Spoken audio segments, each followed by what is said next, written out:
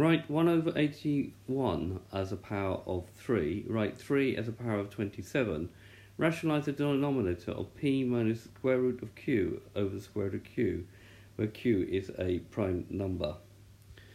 So we've got 1 over 81.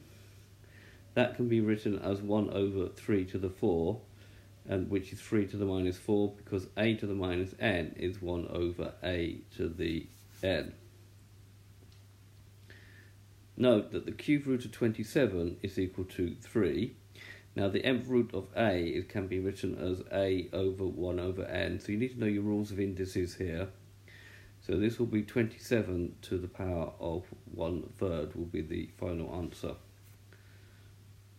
Now rationalise the denominator. What we've got to do, in order to do that, we've just got to make the number here so it's no longer a square root. The easiest way to do that is to multiply by the square root of q over the square root of q. You're not changing the meaning because mainly you're multiplying by 1 here. These cancel out.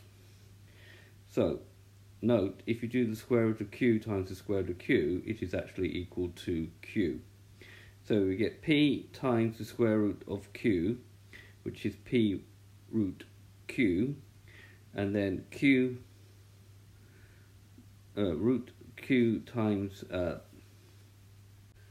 root q times root q, which q, but we've got a minus sign in front, and then root q times root q is going to give you q, and that's the final answer, p root q minus q over q. So this has been a video to show you how to use indices and how to multiply using surds and how to rationalise the denominator.